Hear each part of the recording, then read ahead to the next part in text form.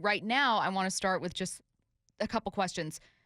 Wondering whether two Pac-12 teams could make the college football playoff, wondering whether Washington's situation is fair, and wondering how much of a shakeup we could see, Bump, by Sunday if a couple of these conference championship games go a certain way.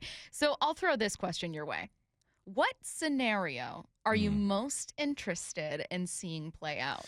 And not just because I went to WSU, okay, but it makes it interesting if Oregon were to win the Pac-12 championships, and now you have a 12-1 Washington team and a 12-1 Oregon team, and then you got to watch and see what Florida State does. They have Louisville, and I feel like Louisville can beat these guys. Florida State doesn't have their quarterback. They struggled against Florida last week. They showed that they are human. They're the one team that I've been suspect on all year.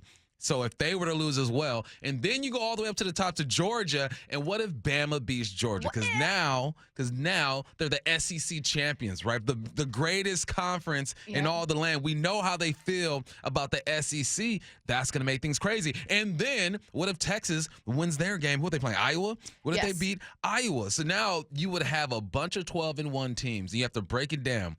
Who has had the toughest road? If you break it down just by that, who has had the toughest road? UW and Oregon should be in. Yes. But we know they're not going to have it go down that way. Well, and that's what really bothers me, because it's like, okay, let's say that what's Texas at right now? I think they're sixth. Six? Okay, so I'm getting out all of these versus who's Texas playing, Curtis? Iowa. No, they're playing Oklahoma State. Iowa's playing Michigan. Is Oklahoma State ranked? Yes, they're not anywhere near Oklahoma State. I'm just going to say Oklahoma State. Okay, so here's what we got going on. All of these, except for obviously the Pac-12 tourney, or Pac-12 championship game, are on Saturday. So SEC championship, number 1 Georgia, number 8 Alabama. Big Ten championship, number 2 Michigan, number 16 Iowa. ACC championship, number 4 Florida State, and then number 14 Louisville. And then you have the Big 12 championship. Texas is the important name to watch in that one. So with what Bump is talking about, if Georgia loses to Alabama, Georgia is currently number 1 in the poll. What do you do if a one-loss Georgia team, like you can't put them in, if a one-loss Alabama team, Alabama would also be 12-1, a one-loss Alabama team would presumably be favored as a conference championship. However, number 6 Texas, especially if they win, they beat Alabama in Tuscaloosa earlier this year. Yep. So maybe there's a world where you don't have an SEC team, and you can make the case for 2 Pac-12 teams because of this. I know that I'm speaking as a Husky, so there's bias here. If Washington loses to Oregon, they will have 1 loss this season. And I know that the committee favors conference champions, so they're going to want to look at, like, well, who's the Pac-12 championship? Right. But it also means that Oregon, who would also have 1 loss, faces no consequence for having a regular season loss. It's win or go in for Washington, or win or go home for Washington. Whereas if Oregon wins, it's like, oh, you got to go. Well, wait a minute. But the Oregon, yes, they're the conference champions, but they also lost a head-to-head, and they have a regular season loss, so they face no consequence for that? No, because they're going to look at it and say, well, you lost against who we think is the number 3 team in the country at this point, and that was a good game. And then, but here's my case for University of Washington, all right?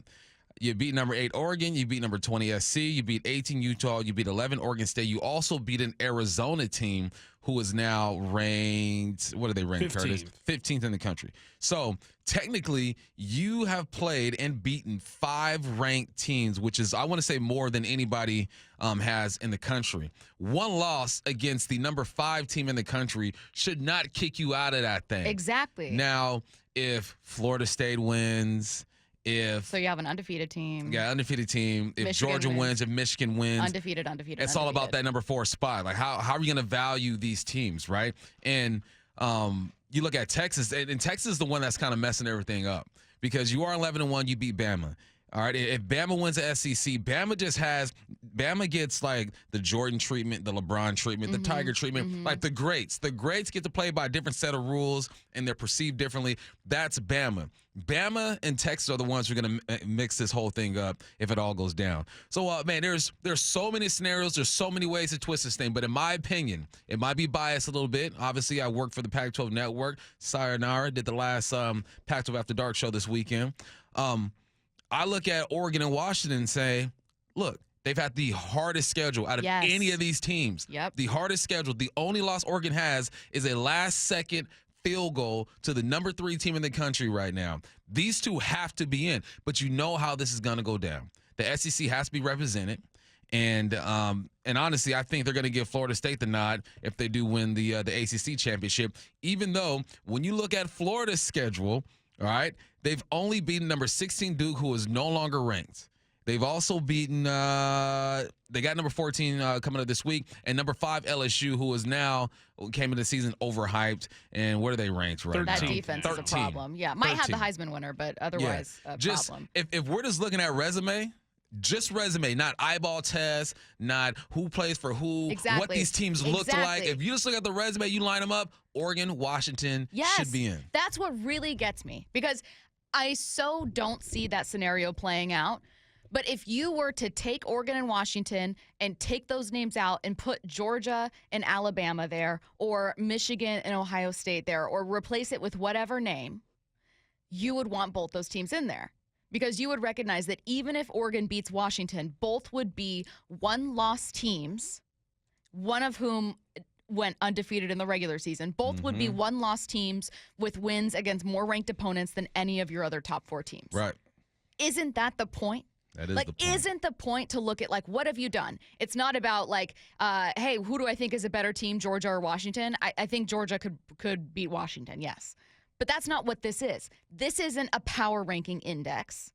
This is looking at the schedule and what you've done and the dominance of your wins. Now, you could look at Oregon and Washington and say, well, Oregon's a more complete team than Washington, and, you know, Washington's kind of struggled. They haven't had a lot of dominant wins. Well, Washington has found ways to win.